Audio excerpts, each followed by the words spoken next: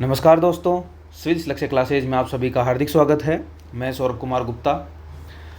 हम नगरपालिका अधिनियम के तहत कुछ क्वेश्चंस कर रहे थे और उसकी पहली क्लास मैंने आपको डाल दी थी। आज हम उसकी सीरीज 2 की बात कर रहे हैं। पहली क्लास में हमने लगभग 25 क्वेश्चन पढ़े थे।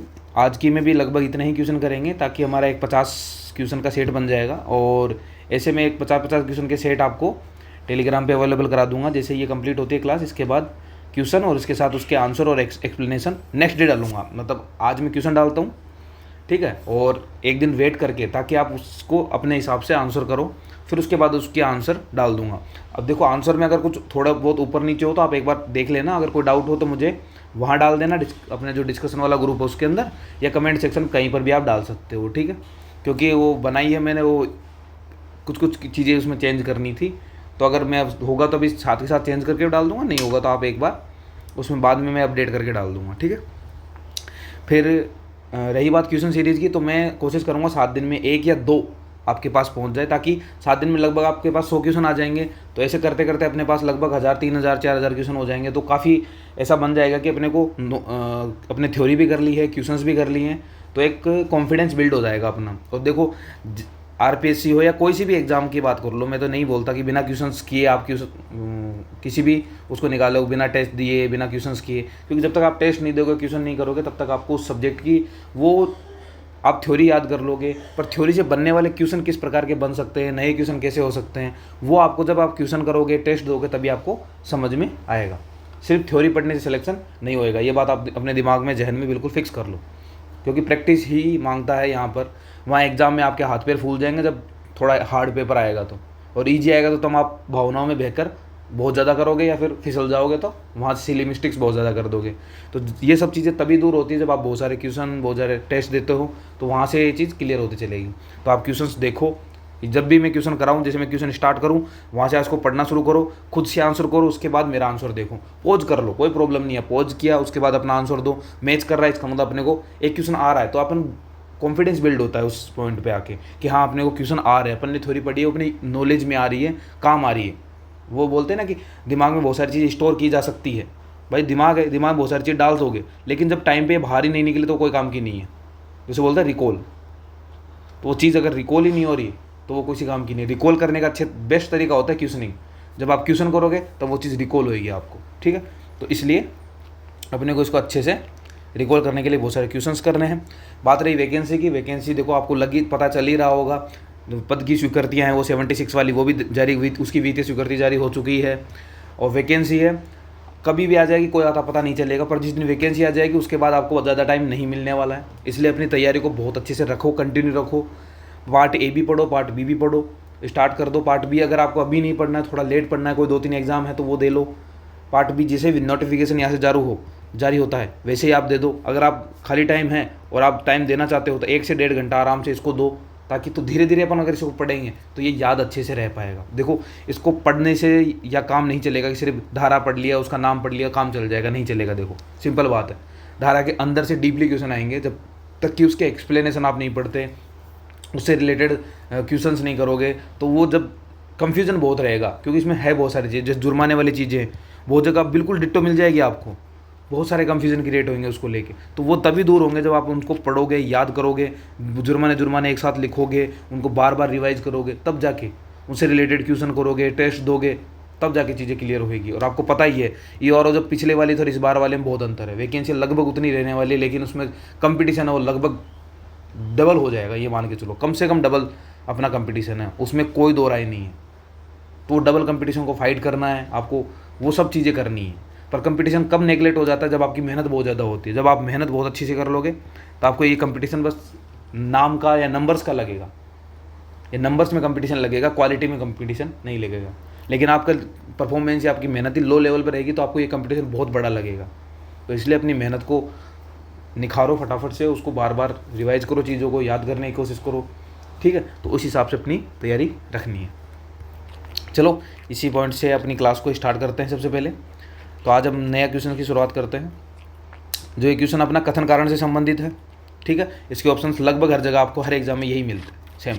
वह दोनों सही है और उसका कारण व्याख्या भी सही है, और दोनों सही है लेकिन व्याख्या नहीं है, एक गलत है एक सही है, और एक सही है एक गलत है, यही आता है मोस्टली, तो वही मैंने यहाँ रखा है। ठीक है, अब देखो क्वेश्चन पढ़ो। क्या है, राजस्थान सरकार किसी भी समय किसी नगर पालिका को उसकी अवधि समाप्त होने से पूर्व भंग कर सकती है, पहला पॉइंट। दूसरा पॉइंट सुनो, यदि नगर पालिका को अपने कर्तव्य का निर्वहन करने में लगातार विफल रहती है या अपनी शक्तियों का दुरुपयोग करती है तो राज्य सरकार धारा 322 के तहत इसे भंग करने के अधिकार रखती है। तो ये दोनों पॉइंट सही है या नहीं? देखो पहला पॉइंट बिल्कुल ईजिली सही है, समझ में आ रहा है कि किसी भी समय भाई राज्य सरकार को फुल पावर होती है इसको लेके, एब्सोल्यूट पावर बोलते हैं जिसे, भाई कभी भी जब चाहे जब नगर पालिका की अवधि पूर्ण होने से पहले कर सकता है। लेकिन क्या रीजन देगा? अगर रीजन है शक्तियों का दुरुपयोग कर रही है निर्वहन का, तो किस धारा के तहत किया जाता है? तो धारा याद रखनी है अपने, कौन सी है? धारा 322। मैंने आपको जब विघटन पढ़ाया था तब उस टाइम बताया भी था ये धारा 322। तो अपने को दोनों चीज़ याद रखनी है, दोनों पॉइंट सही है, यानी कथन भी सही है और कारण भी सही है, सही दोनों भी है, और इसकी व्याख्या भी है। भाई क्यों कर देता है, क्यों करेगा? कारण ये है कि विफल है, शक्तियों का दुरुपयोग कर रही है, तो धारा 322 के तहत हम उसका विघटन कर देंगे, भंग कर देंगे। ठीक है, तो आंसर हो जाएगा इसका 1 व 2 दोनों, यानी आंसर होगा ए। ठीक है, बात करते हैं क्वेश्चन नंबर 27 की। देखो क्या है, 27 में लिखा, राजस्थान नगर पालिका अधिनियम 2009 के अंतर्गत मुख्य नगर पालिका अधिकारी यानी सीएमओ साहब के अनिवार्य कर्तव्य में से कौन से शामिल है? तो उसके क्या पूछ रहे हैं? कर्तव्य पूछ रहे हैं। कौन सी धारा में? तो धारा याद करो, पहले चैप्टर की सेकंड लास्ट धारा है, यानी 49 धारा है। कौन सी है? 49 धारा है। भाई फर्स्ट चैप्टर में 1 व 2 धारा है, सेकंड चैप्टर है उसके अंदर 3 से 50 तक की धारा है, तो 49 के अंदर मैंने आपको ये वाली बात बताई है। ठीक है, याद रखिएगा, याद रखना, धारा याद रखनी है। फिर आ जाओ नगर पालिका की बैठकों का रिकॉर्ड की, बैठकों को सारा कार्यक्रम करते हैं ये, ठीक है, पता है अपने को। नगर पालिका के फाइनेंशियल डॉक्यूमेंट्स, बजट अनुमान तैयार करते हैं, पता है अपने को। वार्डों के परिसीमन की अंतिम अधिसूचना जारी करते हैं, याद करो। वार्डों के परिसीमन से संबंधित सारे काम किसके द्वारा किया जाता है? स्टेट गवर्नमेंट खुद करती है, यानी इसके अंदर ये वाला पॉइंट गलत हो जाएगा। फिर नगर पालिका के विरुद्ध किसी भी कानूनी कार्रवाई में निकाय का प्रतिनिधित्व करने का काम, अगर भाई कहीं पर भी जैसे नगर पालिका पर कोई भी केस चल रहा है तो उसके सारी देखने का काम, उसको सारे को मॉनिटर करने का काम कौन करता है? तो सीएमओ साहब का होता है। किसका होता है? सीएमओ साहब का होता है। तो आंसर क्या हो जाएगा अपना? 1, 2 और 4, 3 नहीं होएगा, 3 हटा दो, ये हटा दो, ये हटा दो, ये हटा दो, आंसर हो गया बी। सिंपल। अगर अपने को एक ही भी पता है, 3 ही पता है, तो इसको हटाकर भी अपना आंसर निकाल सकते हैं। ठीक है, फिर आ जाओ क्वेश्चन नंबर 28। क्या कहता है, निम्नलिखित में से कौन सा कार्य राजस्थान नगरपालिका अधिनियम 2009 की धारा 45 के तहत नगरपालिका के मुख्य नगरपालिका कृत्यों के अंतर्गत आते हैं? देखो इसमें क्या था, धारा 45 और 46 मैंने आपको एक साथ याद कराई होगी। कैसे कि 45 के अंदर क्या लिखा है? मुख्य नगरपालिका कर्तव्य, नगरपालिका के जो मेन कार्य है वो कोर वाले। और 46 के अंदर क्या था? 46 के अंदर इसके अन्य कार्य लिखाए थे मैंने। ठीक है, तो मुख्य कार्यों में पूछ रहा है कौन कौन से कार्य हैं। उसमें ना शायद आपको 10-12 एक बताए थे मैंने, बहुत सारे थे। उनमें से देखो, अगर यहाँ पढ़ोगे तो आराम से समझ में आ जाएगा। ऑप्शन देखो कौन सा नहीं आता है, तो नो वाला ढूंढना है कौन सा नहीं है। जन्म मृत्यु पंजीकरण का काम करता है भाई पंचायत के अंदर, कौन करता है? तो पंचायत समिति के द्वारा ये काम किया जाता है। वैसे ही नगर पालिका में कौन करता है? नगर पालिका परिषद या निगम के द्वारा ये काम किया जाता है। तो ये पॉइंट सही है। सार्वजनिक मार्गों व स्थानों के प्रकाश की व्यवस्था, इसके लिए तो अलग से पूरी एक समिति बनाई जाती है नगर पालिका के अंदर, यानी ये पॉइंट भी सही है। फिर आ जाओ अगले पॉइंट पे, शहर के भीतर प्राथमिक व माध्यमिक शिक्षाओं का सीधे संचालन व प्रबंधन करता है। भाई यहाँ ये पॉइंट आपने नहीं पढ़ा होगा। ये काम कौन करती है? स्टेट गवर्नमेंट के द्वारा ये काम किया जाता है। भाई सरकार करती है ना, विद्यालयों से रिलेटेड सारे काम, उनका संचालन करना, उनको मैनेजमेंट करना, वो सारा काम किसका होता है? स्टेट गवर्नमेंट का रहता है, न कि किसी नगर पालिका का रहता है। फिर आ जाओ गंदे पानी या ठोस अपशिष्ट का निपटान करना, नाली व ड्रेनेज की व्यवस्था करना किसका होता है? नगर पालिका का होता ही है। सिंपल है। तो अपना आंसर निकल के आ जाता है सीधा सी, यानी 3 नंबर अपना आंसर है। फिर नेक्स्ट क्वेश्चन देखो क्या है, भारतीय संविधान के कौन सा अनुच्छेद महानगर योजना समिति के गठन के अनिवार्य प्रावधान को बताता है? याद करो, मैंने आपको पिछली जो ये सीरीज थी उसके अंदर भी बताया था। ये मैंने धारा बताई थी आपको 243, डी बताया था एक, डी फॉर डिस्ट्रिक्ट। अगर जिला योजना समिति की बात करें तो वो डी में, यानी कौन से डी में? जेड डी में। और महानगर की बात करें इसके नेक्स्ट वाला, यानी जेड ई के अंदर है। तो आंसर क्या हो जाएगा अपना? जेड ई, 243 जेड ई हो जाएगा। डी में क्या है? जिला योजना समिति है। ठीक है, ओके, आगे चले।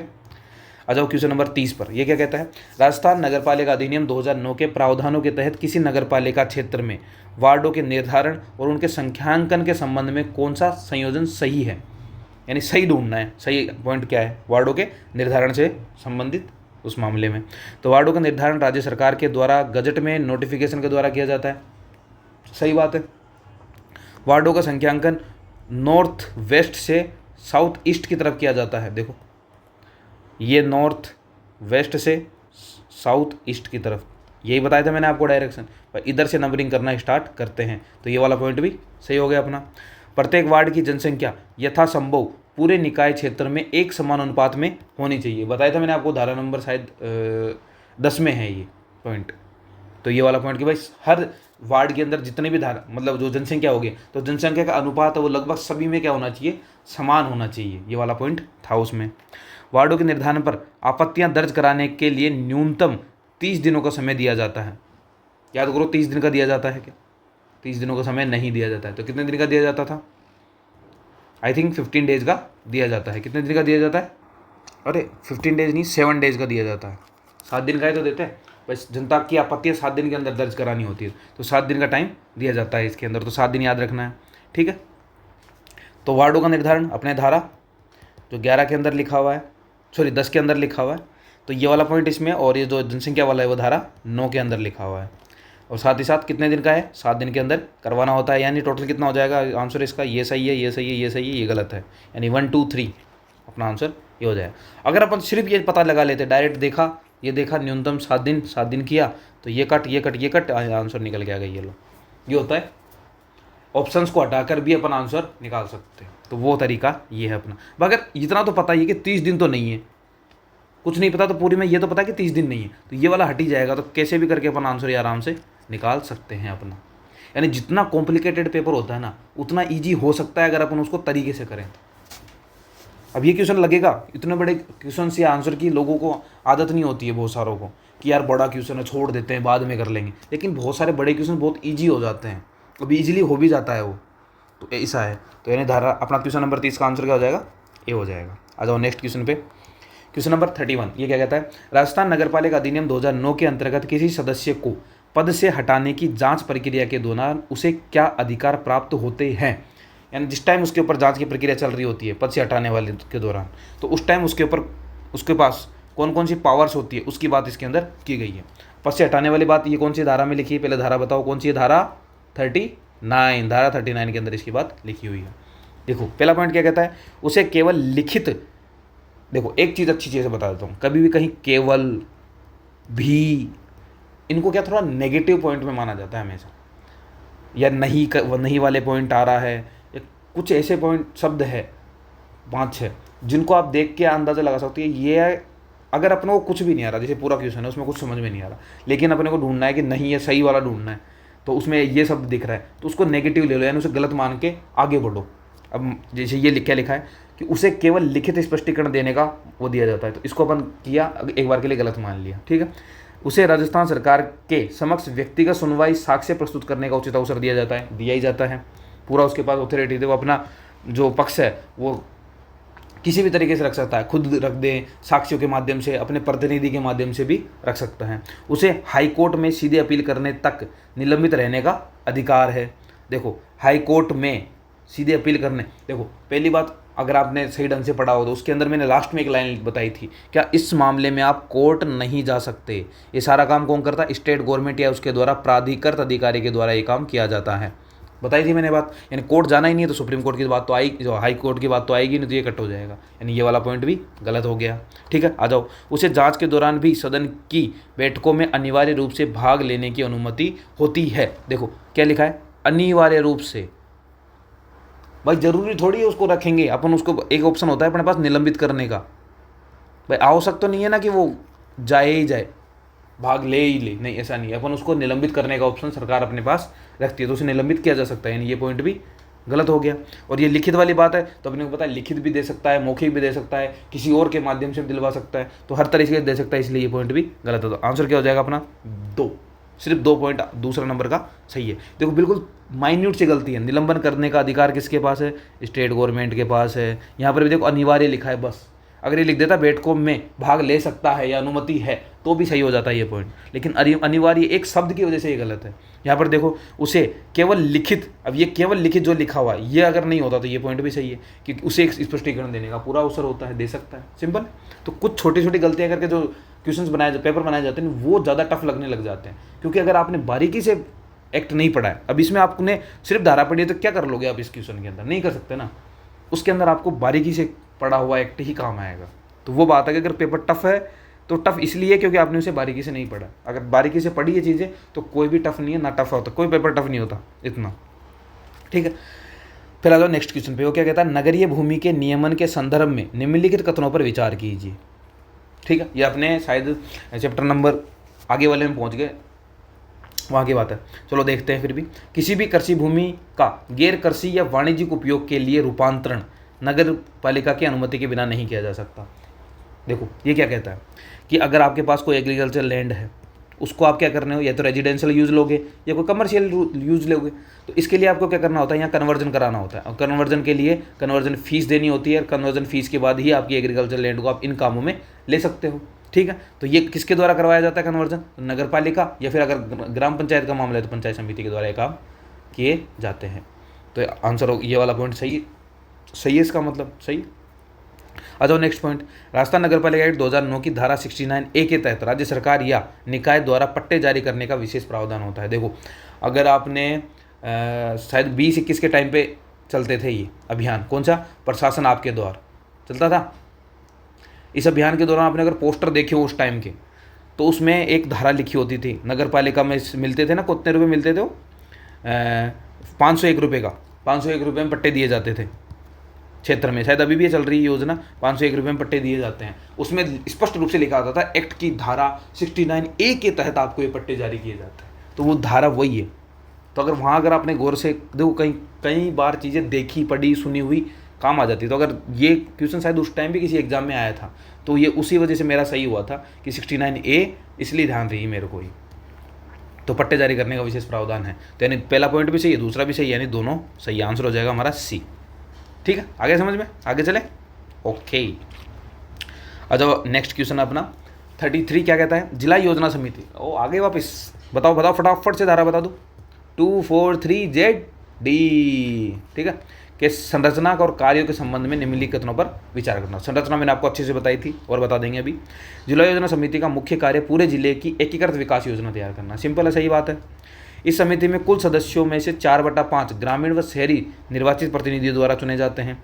जिला परिषद के CEO साहब इस पद का पदेन अध्यक्ष होते हैं। देखो ये वाला दोनों संरचना से रिलेटेड है, ये बता देता हूँ आपको। देखो इसके अंदर कितने मेंबर होता है बताए थे मैंने, 25 होते हैं, जिसमें से 20 तो आते हैं अपने नगर पालिका या फिर PRI क्षेत्र से, और 5 कहाँ से आते हैं, ये मनोनीत होते हैं। ठीक है, तो ये 25 में से 20 जो ये आए हैं, यानी ये अगर ये 1 है तो ये कितना हो जाएगा 4/5, और ये कितना हो जाएगा 1/5। यानी जो 4/5 सदस्य वो कहाँ से आते हैं, ग्रामीण यानी PRI से, और शहरी यानी नगर पालिका क्षेत्र से आते हैं। निर्वाचित जो प्रतिनिधि वो आपस में चुनकर इनको भेजते हैं।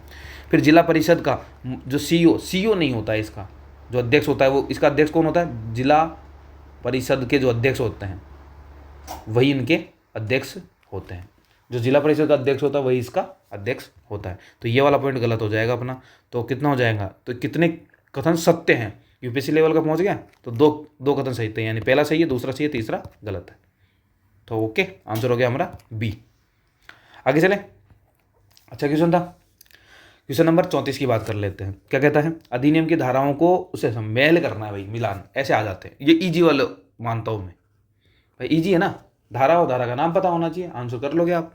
देखो अब मान लो आपको धारा और धारा का नाम पता नहीं है, पर अध्याय पता है कि भाई ये चैप्टर इतने नंबर का है और वहाँ से शुरू होता है। तो देखो एक चैप्टर मैंने आपको बता रखा है, धारा 1 से 2 तक पहला चैप्टर है, 3 से 50 तक दूसरा चैप्टर है, फिर 50 से 75 तक एक तीसरा चैप्टर है, और 76 से 89A तक एक चैप्टर है अपना।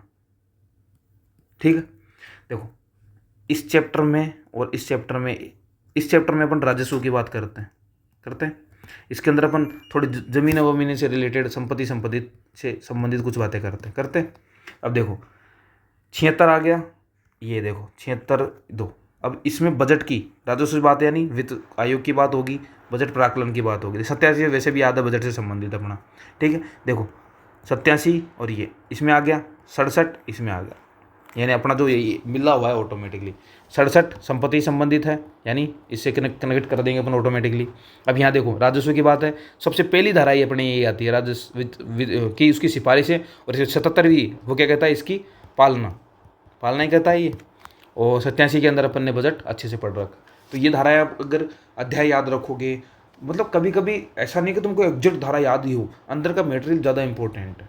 धारा का नाम, अध्याय का नाम, ये सब बहुत इंपॉर्टेंट है। अगर बारीकी से करोगे तो क्वेश्चन करना ईजी हो जाएगा। अब इसका सिंपल आंसर हो गया ना भाई, ए मिला हुआ है 1 से 2, तो 1 2 3 इसका आंसर हो गया, सिंपल है भाई, आराम सामने सामने मिले हुए सब आपस में।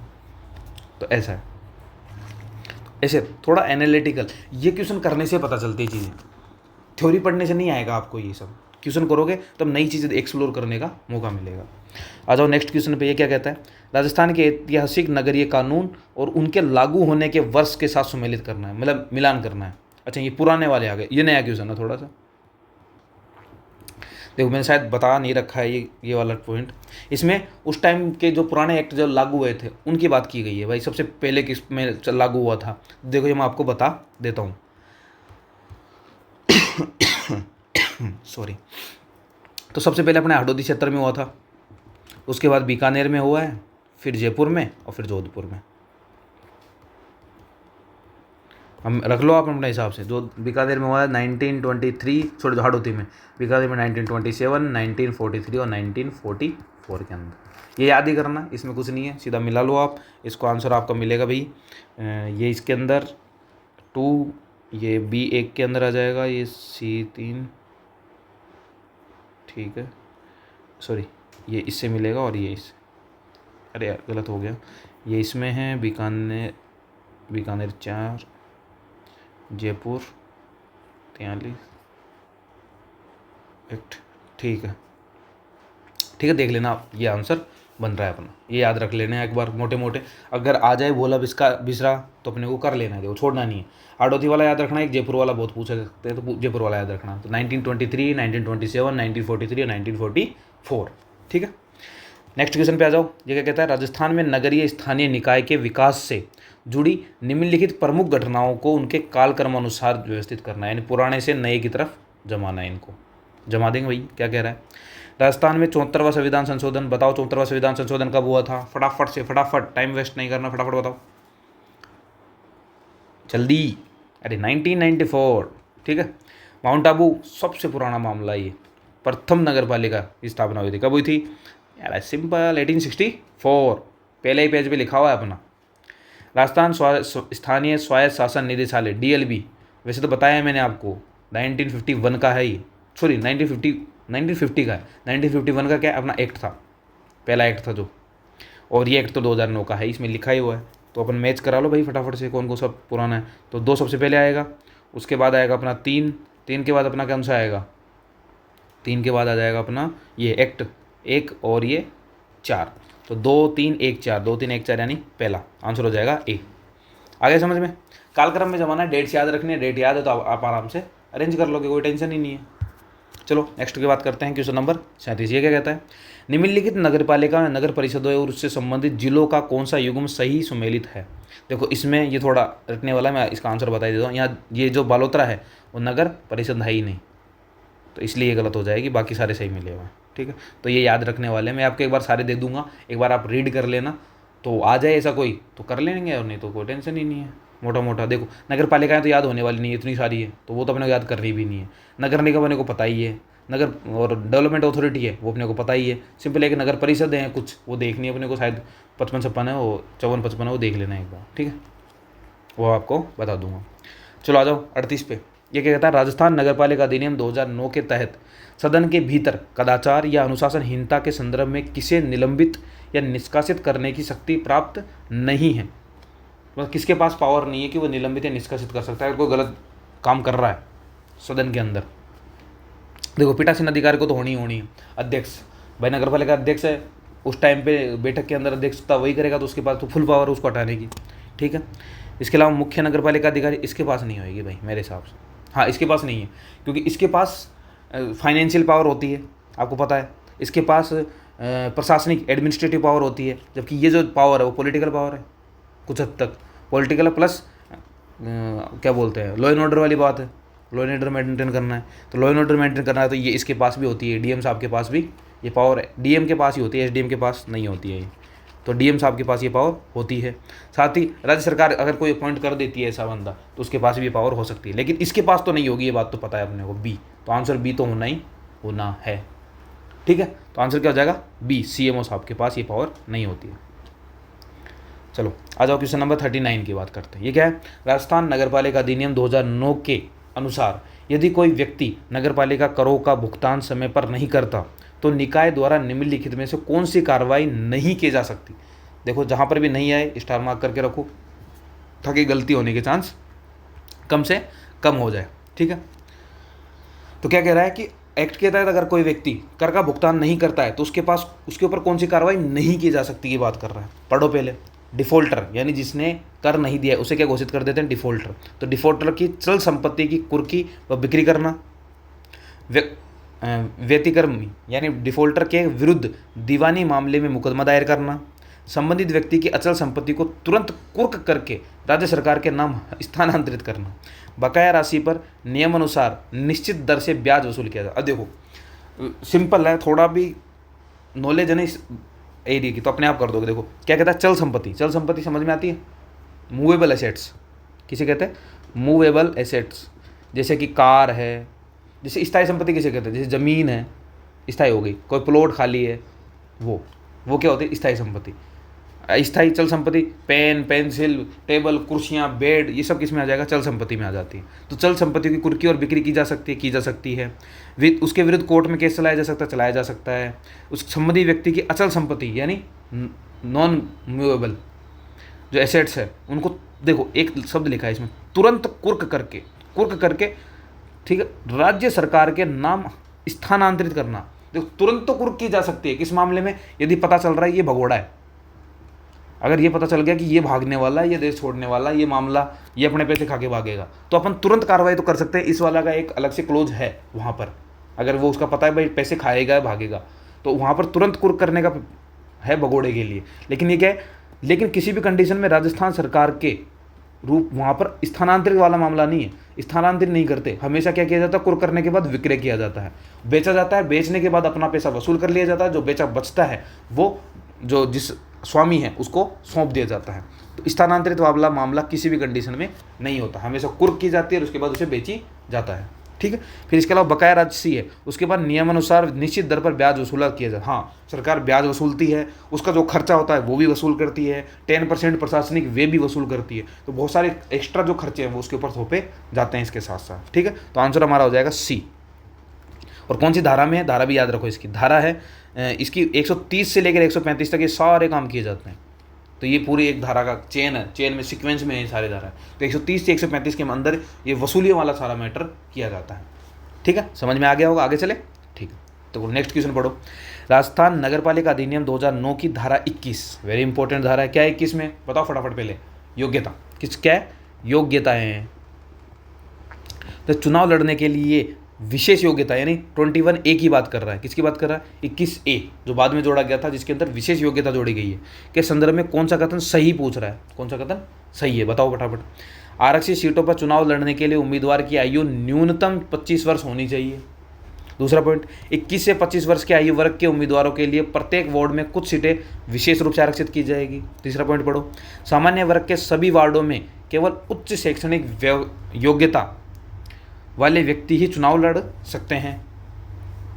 अगला पॉइंट, इस धारा के तहत केवल महिलाओं के लिए ही विशेष शैक्षणिक योग्यता निर्धारित की गई है। देखो पहली बात तो ये वाला पॉइंट नीचे शुरू करें, केवल महिलाओं के लिए नहीं है, ऐसा कुछ नहीं है, ना कोई विशेष योग्यता वाला मामला है। उसमें मामला क्या था, 21 से 35 वर्ष वाले जो है उन्हीं को लड़ने का मौका दिया जाता है। पहला वाला पॉइंट पढ़ो, आरक्षित सीटों पर चुनाव लड़ने के लिए उम्मीदवार की न्यूनतम आयु 25 नहीं, न्यूनतम आयु 21 होनी चाहिए। मैक्सिमम पे लिमिट लगाई गई है, कितनी, मैक्सिमम 35 होगी। यानी इसमें सारे क्वेश्चन ऑप्शन गलत है, ये 25 नहीं है, यहाँ पर कितना होना चाहिए, 21 से 35 होना चाहिए। तो ये आंसर अपना सही हो जाएगा फिर बी। तो इसका आंसर क्या हो सकता है, आंसर सही होगा बी, लेकिन वो कब होगा, जब यहाँ पर 35 लिखा होगा। 21 से 35 वर्ष तक की लिमिट वालों को ये छूट दी जाती है। ठीक है, हो गया क्लियर? 21A complete. ठीक है, आगे चले। ओके, अब देखो ये चीज़ें एक्स्ट्रा चीज़ें, भाई योग्यता वाला पॉइंट डाल दिया अपने दिमाग से निकल गया तो अपन गलत कर सकते हैं, इसलिए अपने को चीज़ें रिकॉल कराने में काम करता है क्वेश्चन। ठीक है, चलो अगला पढ़ो। कथन कारण वाला है। देखो, प्रत्येक नगर पालिका में एक नगर पालिका निधि यानी म्यूनसिपलिटी फंड के नाम से एक अलग खाता स्थापित किया जाता है। ठीक है भाई, एक खाता बनाते हैं, पता है अपने को। नगर पालिका द्वारा प्राप्त सभी राजस्व, कर, ऋण और राज्य सरकार से प्राप्त अनुदान इसी निधि में जमा किए जाते हैं। देखो ये बात तो सही है बिल्कुल भी, जो भी पैसा आएगा सारा का सारा नगर पालिका के, एक ही फंड है बेचारे के पास सही ढंग का, तो इसी के अंदर सारे पैसे जमा होते हैं, तो कोई प्रॉब्लम नहीं है, बात सही है। देखो दूसरा पॉइंट, प्रत्येक नगर पालिका एक नगर पालिका निधि के नाम से एक अलग खाता, तो नाम यही रहता है उसका, नगर पालिका निधि, ये भी सही है। अब बता दो इसकी धारा कौन सी है, फटाफट से बताओ, कौन बता रहा है, फटाफट बताओ जल्दी। 79 कौन सी है? 79। तो धारा 79 के तहत क्या गठित किया जाता है? नगर पालिका निधि गठित की जाती है, जिसमें सारा पैसा जितना भी आता है नगर पालिका उसमें डाल दिया जाता है। तो आंसर क्या हो जाएगा? ए। ठीक है, दोनों भाई सही भी है, और इसका कारण भी तो है ये भाई, नगर पालिका क्यों गठित की जाती है? वह इन सब पैसों को उसके अंदर जमा करने के लिए की जाती है। 42 पे आ जाओ, क्या कहता है? राजस्थान नगर पालिका अधिनियम 2009 के तहत नगर पालिका की स्थापना और निगमन के संबंध में कौन सा क्वेश्चन सही है? कौन सा ऑप्शन सही है? सही की बात कर रहा है, किसकी बात कर रहा है? कौन सा सही है? चलो पढ़ लो, पढ़ता है, इजी है।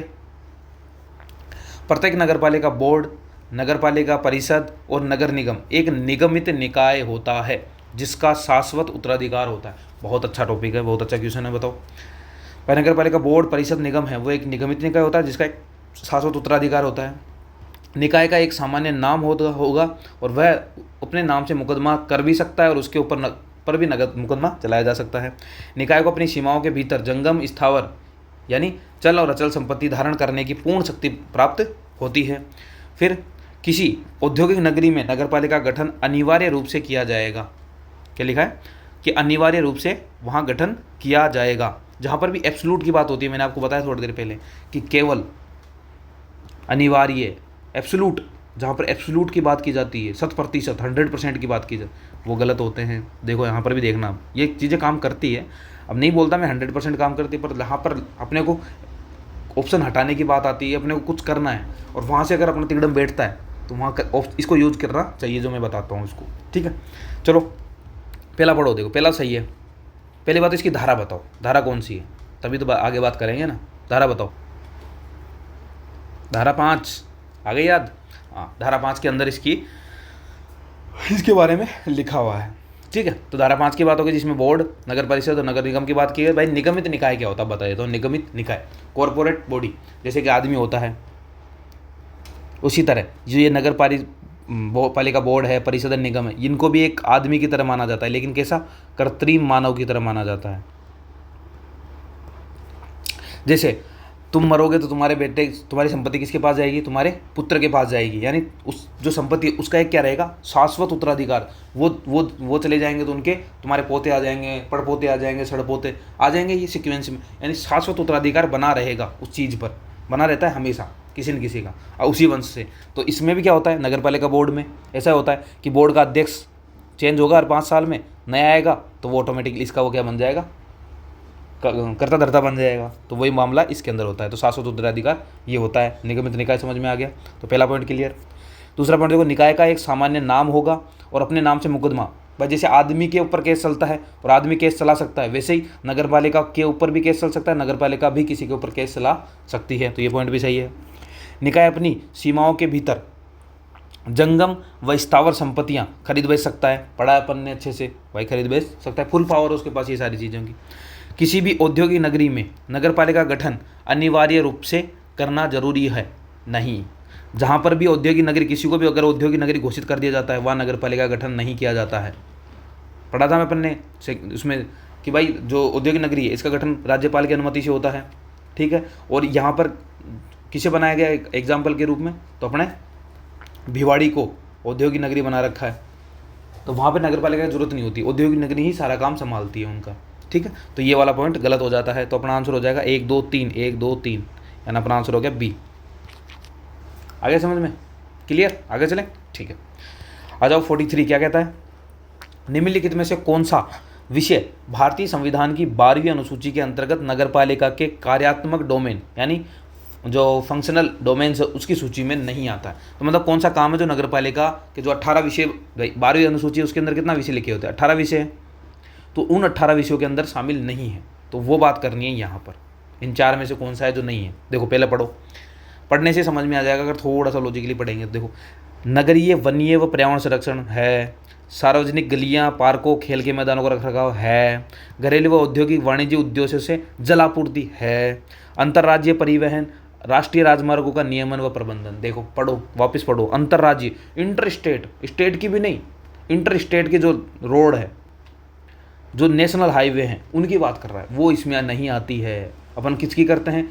स्टेट हाईवेज है उनकी करते हैं, वो भी प्रबंधन करते हैं सिर्फ, वो भी स्टेट गवर्नमेंट जब अपने को ऑथराइज कर देती है उसके बाद किया जाता है। तो अपन सिर्फ किसका करते हैं? स्टेट जो हाईवे होते हैं उनकी करते हैं। ये तो इंटर स्टेट हाईवे की बात कर रहा है और नेशनल हाईवे की बात कर, इसके अपन नहीं करते हैं। तो आंसर क्या हो जाएगा? 1 2 3 तो सही है, ये गलत है। तो आंसर क्या पूछ रहा है? गलत ही तो पूछ रहा है, तो अपना आंसर हो जाएगा डी। ठीक है, आगे समझ में क्लियर? आगे चलते हैं। क्वेश्चन नंबर 44, ये क्या कहता है?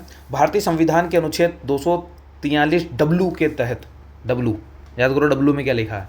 के तहत राज्य विधानमंडलों को नगरपालिका के संबंध में कौन सी शक्तियां प्राप्त है? तो इसके अंदर मैंने आपको डब्ल्यू से कैसे याद कराया था? पावर, POWER, तो डब्ल्यू पावर की बात करता है। तो इसमें क्या लिखा है? संविधान के तहत राज्य विधानमंडलों को नगरपालिका के संबंध में कौन सी शक्तियां प्रदान करने का अधिकार है? तो कौन कौन सी पावर डेलीगेट कर सकता है वो? देखो पहला पढ़ो, पहला क्या है? केवल कर लगाने और राजस्व एकत्रित करने की शक्ति। तो केवल कर लगाने और राजस्व एकत्रित करने की शक्ति दे सकता है।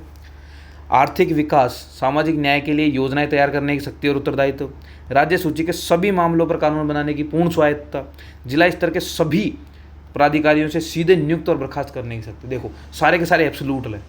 देख ये दोनों, ये 100% की बात कर रहा है, ये 100% की बात कर रहा है, यहाँ पर केवल आ गया, कुछ भी नहीं है, तिगड़म भी लगाओ तब भी आंसर आ रहा है निकल के। देखो केवल कर लगाने व राजस्व एकत्रित करने की शक्ति नहीं है, बहुत सारी पावर्स इसके पास, तो ये गलत हो गया। राज्य सूची के सभी विषयों पर कानून बनाने की पूर्ण स्वायत्ता, अरे बेचारे स्टेट गवर्नमेंट के पास नहीं है पूर्ण स्वायत्ता, तो नगर पालिका के पास तो कहाँ से आएगी? उसमें भी संसद आके दखलंदाजी दे सकती है, फुल पावर तो है ना, पढ़ रखा है अपन ने संसद में।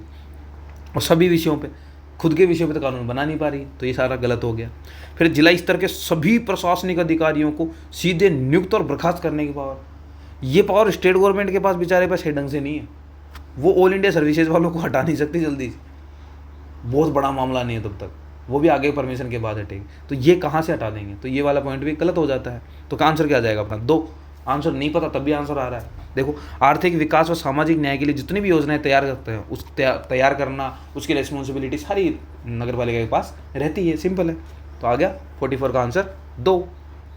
ठीक है, आंसर निकालना भी सीखना है अपने को, सिर्फ यही नहीं कि अपन क्वेश्चन पढ़ रहे हैं रट लें, नहीं, अपने को आंसर निकालना भी सीखना है। 1 मिनट 2 मिनट 5 मिनट ज़्यादा लग जाए कोई फ़र्क नहीं पड़ेगा। तो मेरे को तो जब समझाना है समझ तभी जब तक मैं सेटिस्फाइड नहीं होता तब तक मेरे से काम चलता नहीं है मेरा सिस्टम। मैं एक क्लास दूसरी बार रिकॉर्ड कर रहा हूँ, एक बार पहले कर चुका हूँ, वो मुझे डिलीट करनी पड़ी क्योंकि मुझे लगा कि मैं उस तरह से एक्सप्लेन ही नहीं कर पाया, क्योंकि उस दिन मेरा थोड़ी तबीयत भी ऐसे ही थी, जुकाम सा हो गया था, तो वो एक्सप्लेनेशन ही नहीं हुआ था मेरे सेटिंग से, तो मैंने उसको वापस आज रिकॉर्ड किया है। तो मैं कि तब तक मैं सेटिस्फाइड नहीं होता तब तक मैं क्लास डालता ही नहीं हूँ, रोक लेता हूँ, होल्ड कर लेता हूँ। तो वही है, तो इसलिए चीज़ों को पढ़ो, मैं जैसे बता रहा हूँ, बस सिंपल है, ज़्यादा लोड मत लो। ठीक है, चलो आ जाओ नेक्स्ट की बात करते हैं। राजस्थान नगरपालिका अधिनियम 2009 के अनुसार अपराधों के समन के संबंध में निम्नलिखित में से कौन सा संयोजन सही है? अपराधों के समन के संबंध में बात कर रहे हैं। ये पहुंच के लास्ट में जो अध्याय 14 है उसके अंदर है इसकी बात।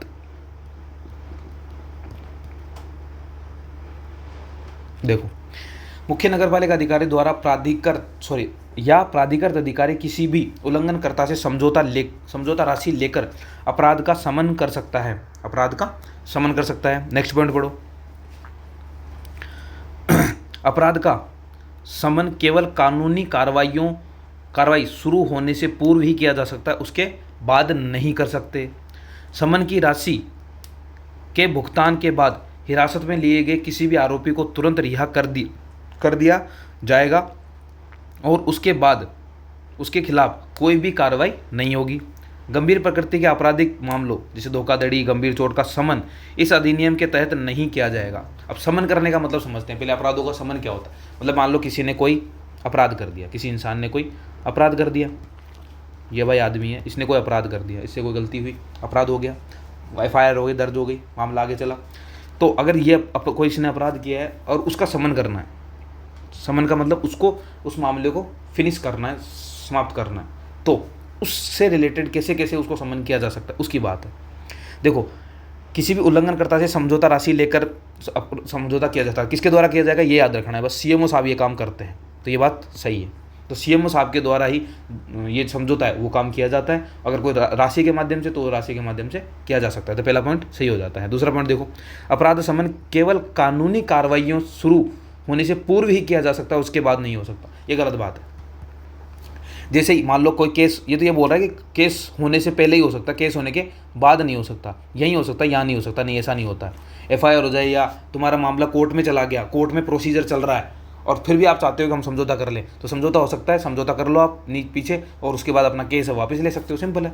तो ये समझौता वैसे हो सकता है। तो ये वाला पॉइंट क्या हो जाता है, गलत, जो इन्होंने बोल रखा है वो गलत है कि केवल कानूनी कार्रवाई के शुरू होने से पूर्व ही किया जा सकता है, बाद में भी किया जा सकता है, बाद में भी हो सकता है। अगला पॉइंट, समन राशि के भुगतान के बाद हिरासत में लिए गए किसी भी आरोपी को तुरंत रिहा कर दिया जाएगा और उसके खिलाफ कोई आगे कार्रवाई नहीं की जाएगी। अगर समझौता हो जाता है, समझौते के बाद कोई कार्रवाई नहीं होती। अगर समझौता हुआ और समझौते के बाद कोई कार्रवाई नहीं होगी, ये बात फिक्स है। समझौते के टाइम पे जो जो करना होगा वो कर सकते हैं, उसके बाद कोई कार्रवाई नहीं की जाएगी। ये बात सिंपल है, सही है बात, ठीक है। आ जाओ, गंभीर प्रकृति के आपराधिक मामलों, अगर मान लो उसने कोई बड़ा कांड किया है, बड़ा कोई धोखाधड़ी दी है, किसी को चोट पहुंचाई है, हाफ मर्डर का केस चल रहा है, का समन इस अधिनियम के तहत नहीं किया जाता है। क्योंकि फिर मामला कैसे हो जाता है, फिर मामला पर्सन टू स्टेट हो जाता है, स्टेट इसके बीच में हो जाता है। फिर वो मामला दो लोगों के बीच या दो संस्थाओं के बीच में नहीं रह जाता, फिर पर्सन टू स्टेट आ जाता है। जब मामला बनाम स्टेट हो जाता है, तब उस मामले में आप ऐसे समझौते नहीं कर सकते। यानी अपना आंसर क्या हो जाएगा, ये बात सही है तो ये भी सही है, गलत क्या आएगा, 2, तो 2 को हटा दो, आंसर आ जाएगा B। आ गया आंसर, ठीक है। तो इस तरह से आंसर निकालना है। आगे चले, देखो, राजस्थान नगरपालिका अधिनियम 2009 की धारा 49 आ गई, मैंने आपकी थोड़ी देर पहले पढ़ाई है। इसके अंदर मुख्य नगरपालिका अधिकारी के कार्य लिखे हुए हैं और नगरपालिका अध्यक्ष के बीच विवाद की स्थिति में अंतिम निर्णय के लिए मामला किसे भेजा जाता है। अगर CMO साहब के बीच में और जो नगरपालिका के अध्यक्ष है दोनों लड़ पड़े, मतलब लड़ाई होगी दोनों में, तो फिर मामला कहाँ जाएगा। उन दोनों के बीच में अगर ऐसी कॉन्फ्लिक्ट हो जाता है, तब उस कंडीशन में मामले को कहाँ तक भेजा जाता है, उसकी बात इसमें लिखी हुई है। देखो, इसके अंदर जो भेजा जाता है वो उसको भेजा जाता है डायरेक्टर को, ठीक है। अब भेजा डायरेक्टर को जाता है, यहाँ पे डायरेक्टर लिखा हुआ नहीं है, तो इसका मतलब ये वाला लाइन है। वो राजस्थान सरकार के द्वारा जो प्राधिकृत अधिकारी है, वो कौन है प्राधिकृत अधिकारी, तो डायरेक्टर साहब, निदेशक किसके, स्थानीय निकाय वाले, स्थानीय निकाय, इनके पास वो मामला भेजा जाता है, ठीक है।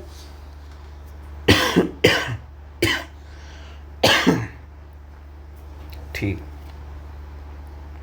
आ जाओ नेक्स्ट क्वेश्चन पे। ये क्या कहता है, नगरपालिका के लेखा और लेखा परीक्षा यानी अकाउंट्स एंड ऑडिट्स के संदर्भ में निम्नलिखित में से कौन सा कथन पर, मतलब निम्न कथनों पर विचार करना है और सही ढूंढना है भाई। देखो, प्रत्येक नगरपालिका वित्तीय वर्ष की समाप्ति के बाद 3 माह के भीतर अपने वार्षिक खाते और वित्तीय विवरण तैयार करेगी। नगरपालिका के खातों की लेखा परीक्षा केवल भारत के जो CAG है उनके द्वारा की जाएगी। ये गलत बात है भाई, केग नहीं करता है। ये बात तो सही है कि जैसे ही फाइनेंशियल ईयर खत्म होता है, उसके नेक्स्ट जो क्वार्टर होता है, ये सबके लिए अप्लाई, इसके लिए नहीं। जैसे फाइनेंशियल ईयर खत्म हुआ, जैसे 2025-26 अभी खत्म हुआ है, इसके अगले 25-26 का कब खत्म हुआ भाई, मार्च 30 मार्च 2026 को खत्म हुआ, तो इसके अप्रैल मई जून, तो 30 जून 2026 के अंदर इस टाइम पीरियड के अंदर क्या भेजना होता है अपने को, जितने भी जो अपने खाते हैं, अकाउंट्स है, वो सारे अकाउंट्स सेंड किए जाते हैं किसके पास, सरकार के पास जाते हैं। तो वो फिर उसके बाद जांच होती है, लेकिन जांच सिर्फ CAG करता है, ये गलत बात है। इनकी जांच कौन की जाती है, लोकल फंड ऑडिट के द्वारा, LFAD के द्वारा की जाती है। LFAD, local fund audit department बोलते हैं इसे, क्या बोलते हैं, लोकल फंड ऑडिट डिपार्टमेंट के द्वारा ये ऑडिट की जाती है। तो ये वाला पॉइंट गलत हो जाएगा, ये गलत है, ये सही है, तो आंसर क्या हो जाएगा, केवल एक, सिंपल, ठीक है। केक तो अपने सिर्फ यहाँ इसमें अगर कोई ऐसी ज़रूरत पड़ती है तो ये लेटर लिखते हैं और केग इनको क्या देता है, सलाह दे देता है, या टेक्निकल कोई बात है तो वो समझा देते हैं सिर्फ। तो LFAD के द्वारा ये सारे काम किए जाते हैं, याद रखना। ठीक है, याद क्या रखना, वैसे पता होना चाहिए भाई, पंचायत के हो चाहे यहाँ हो, दोनों की जगह कहाँ पे कौन करता है, LFAD काम करता है।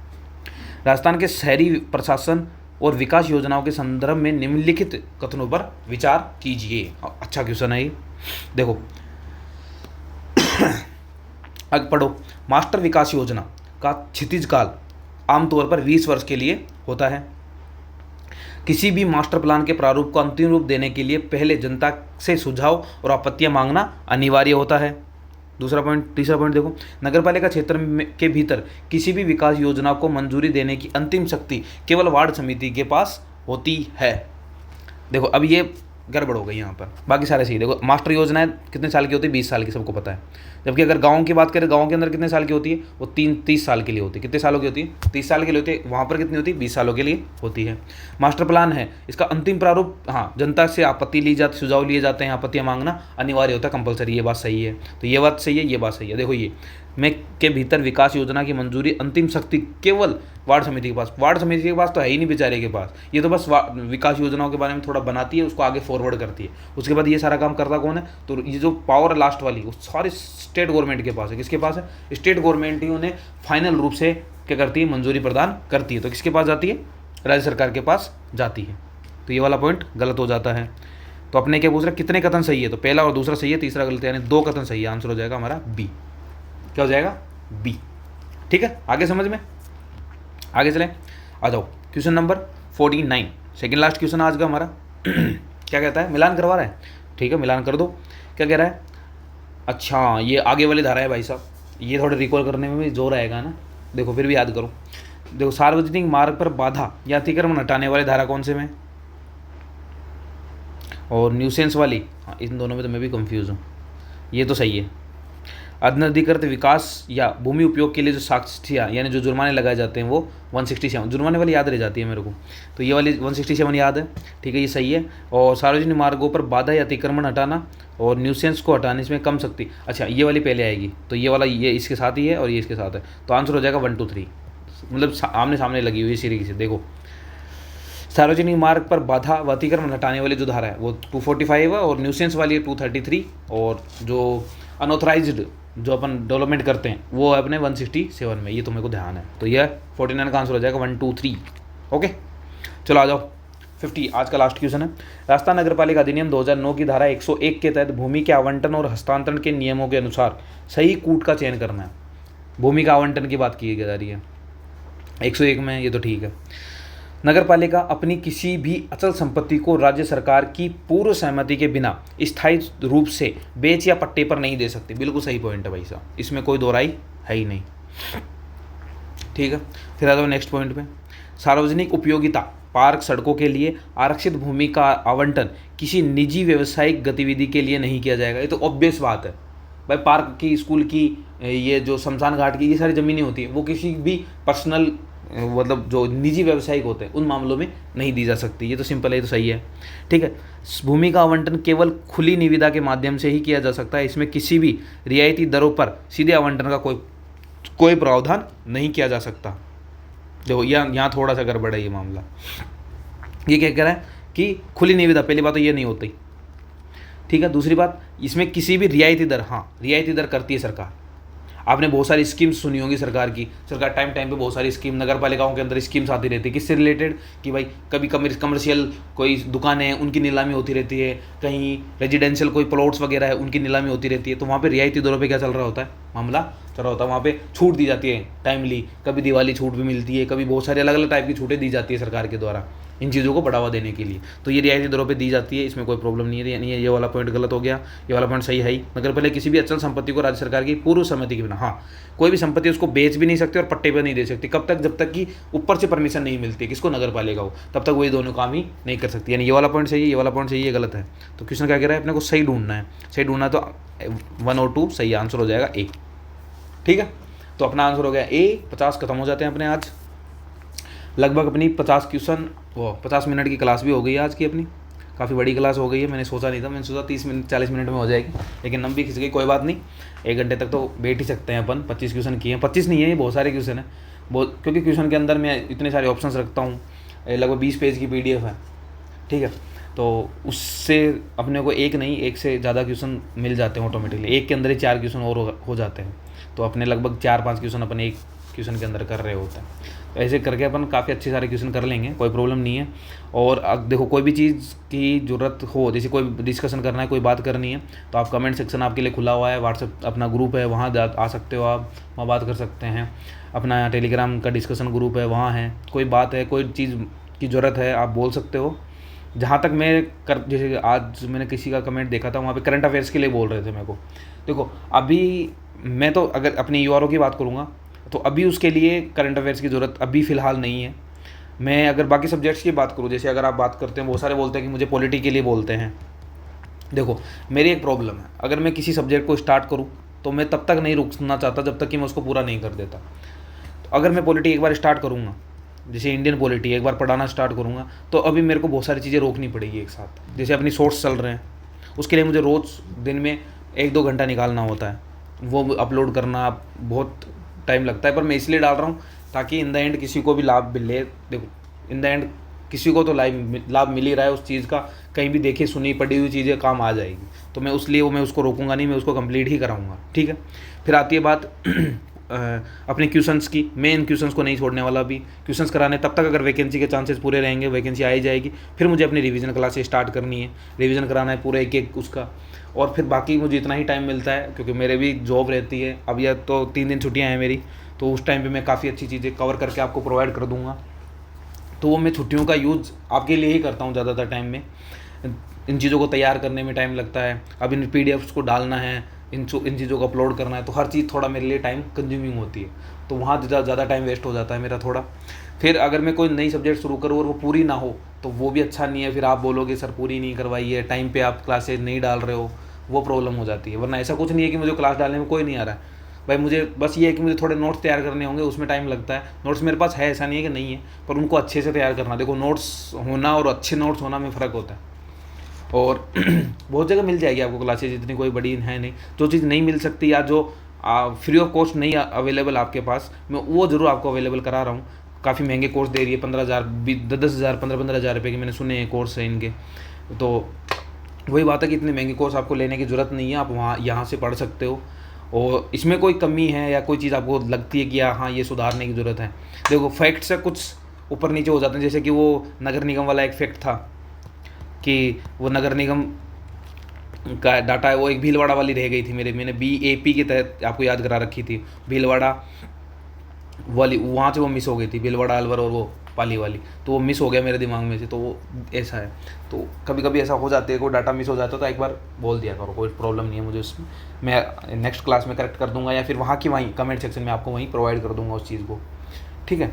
तो ऐसा है, तो आज की क्लास को यहीं विराम देते हैं। धन्यवाद, शुक्रिया। हाँ, एक बात और कहनी है कि अपनी जो भी क्लासेज आप देखते हो पसंद आती है, तो चैनल को अपने जहाँ पर भी आप शेयर कर सकते हो वहाँ शेयर करो, ज़्यादा से ज़्यादा लोगों तक पहुँचाने की कोशिश किया करो। और यही मेहनत, आपकी जो मेहनत है वो मेरे को थोड़ा मोटिवेट करती है, फिर मैं आगे आपके लिए ज़्यादा से ज़्यादा मेहनत करने को आतुर होता हूँ। तो इसलिए थोड़ा हमारे लिए भी कर दिया करो थोड़ा सा बस इतना ही चाहिए और कुछ नहीं। ठीक, धन्यवाद। आज की क्लास यहीं समाप्त करते हैं। धन्यवाद, शुक्रिया।